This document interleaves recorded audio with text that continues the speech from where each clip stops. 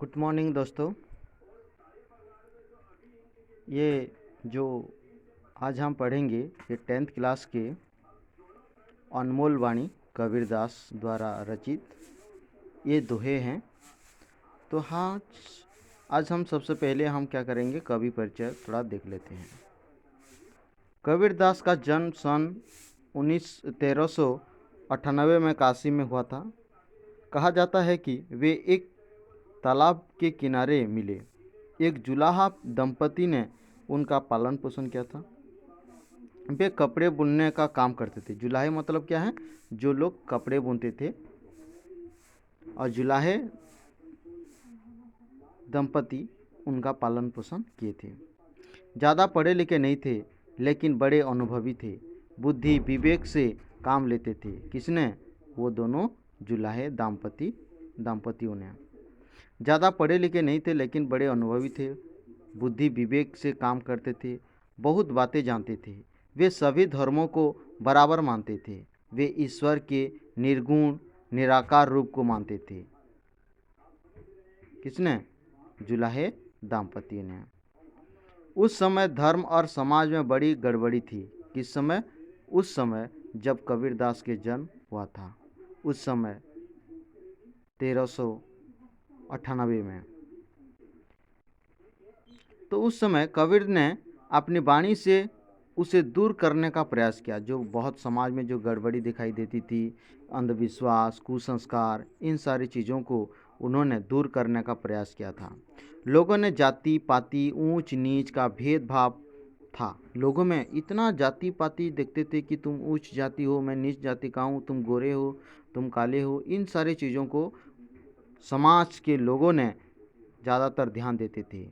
लेकिन इन सारी चीज़ों को कबीरदास के मन में थोड़ा सा दुख हुआ और वे इन सारी चीज़ों को दूर करने का प्रयास किए थे। किसके द्वारा? अपनी वाणी, अनमोल वाणी मतलब दोहे के सहारे। उन्होंने बहुत सारे दोहे रचना ऐसे किए हैं जो कि समाज के अंधविश्वास को दूर करने का सबसे महत्वपूर्ण था।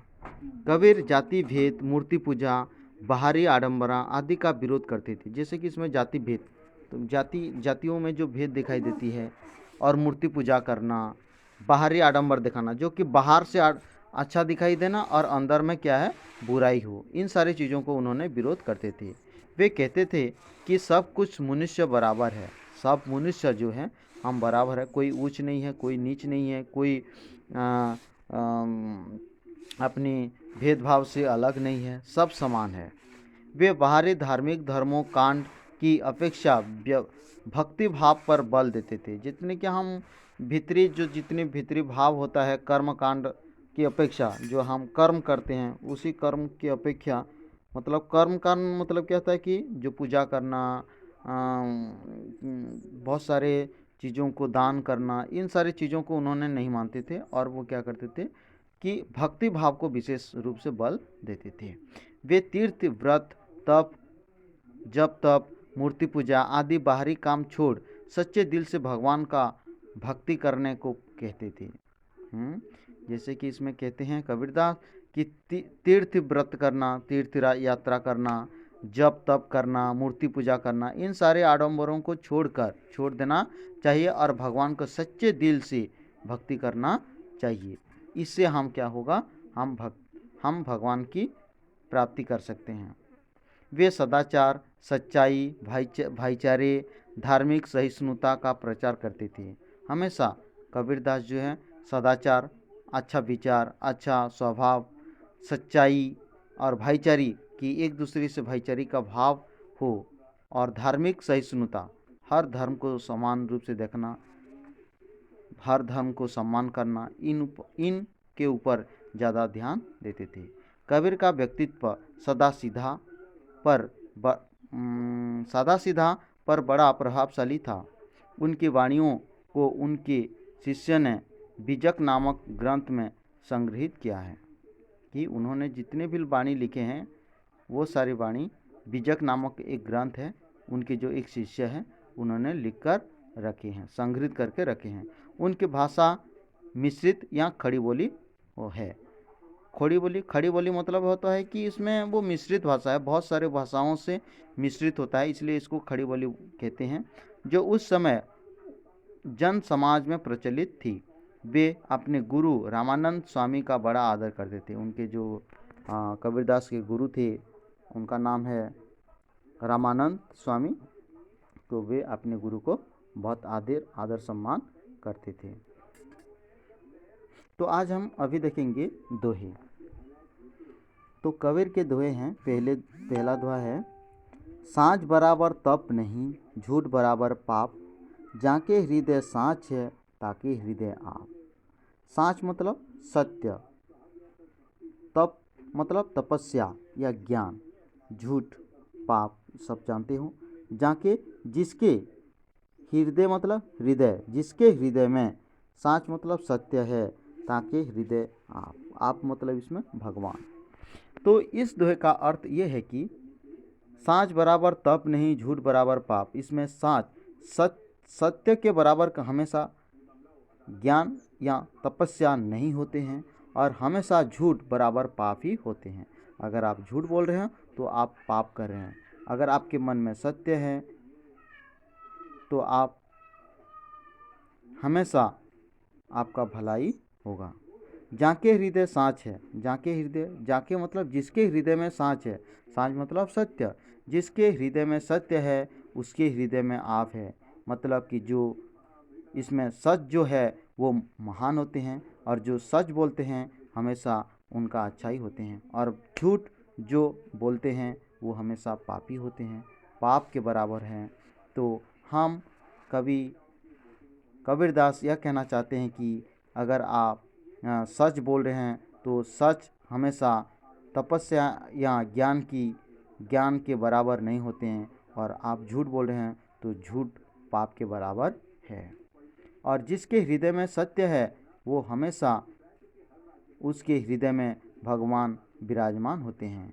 कबीर का कहना है कि हम हमेशा सत्य बोलना चाहिए, सत्य का आदर करना चाहिए, जिससे कि हम समाज के लोग हमें आदर करें, संस्कार करें।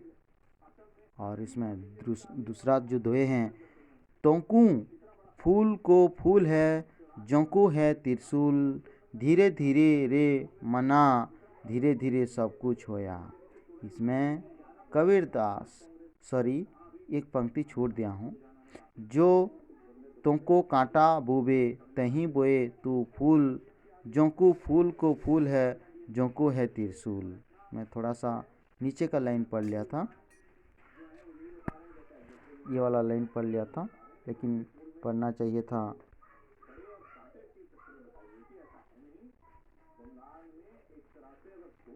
ये वाला, और ये वाला पढ़ना था, थोड़ा नीचे पढ़ लिया, सॉरी इसके लिए। जो तुमको फूल कांटा बोवे, जो तेरे रास्ते में कांटा बोते हैं या कांटा बिछाते हैं, तो ही मतलब तुम, बोए तू फूल, उसके रास्ते में फूल बोना। इसका मतलब है कि जो हमारे रास्ते पर कांटा बोता है या हमारी बुराई करता है, हमारी गलत करता है, हम हमेशा उसके लिए अच्छा ही करेंगे, तो उसका परिणाम अच्छा ही होगा। जो को फूल को फूल है, हैं? जिसके लिए हम अच्छा करेंगे वो अच्छा ही होता है, वो कभी भी बुरा नहीं होता। जाको है त्रिशूल, हाँ, अगर वो उसको गलत समझ रहा है तो उसके लिए वो क्या है, त्रिशूल है, मतलब बुरा ही है। तो नेक्स्ट हम पढ़ेंगे दोहे, धीरे धीरे रे मना, धीरे धीरे सब कुछ होया। धीरे धीरे मतलब हर काम, मना हे रे मन, हर काम तेरा धीरे धीरे होता है, जल्दबाजी से नहीं। हाँ, सब कुछ धीरे धीरे होता है, जल्दी जल्दी नहीं। माली सींचे सो घड़ा, ऋतु आए फल आए। जैसे कि हैं, हम धैर्य रखना चाहिए मन में, हैं, धैर्य रखना चाहिए, जिससे कि हमारा जो काम है वो धीरे धीरे होता है, जल्दबाजी से नहीं। जैसे कि कहते हैं जल्दबाजी शैतान का काम है, तो इसलिए धीरे धीरे हम काम करना चाहिए। समय आने पर ही जो हमारा काम है वो सफलता मिलेगी, हम अच्छा काम कर सकते हैं, हमारे परिणाम जो है अच्छा आ सकता है। लेकिन हम घबराएंगे, जल्दी जल्दी काम करेंगे तो उसका परिणाम जो है वो गलत होता है। इसलिए इसमें कबीरदास कहते हैं कि माली सींचे 100 घड़ा, माली कितने भी घड़ा पानी डाल दे पेड़ में, पौधे में, तो वो ऋतु आने पर ही उसमें फल लगते हैं।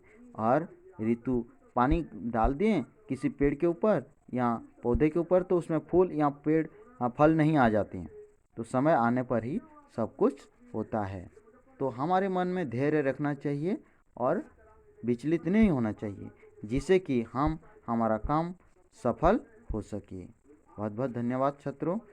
आशा करता हूँ कि आपको इस विषय बहुत अच्छा लगा होगा और आप समझ पाए होंगे। तो हम नेक्स्ट वीडियो में क्या करेंगे, उसका प्रश्न उत्तर करेंगे। बहुत बहुत धन्यवाद। मेरे चैनल को लाइक और सब्सक्राइब कर लीजिएगा। धन्यवाद।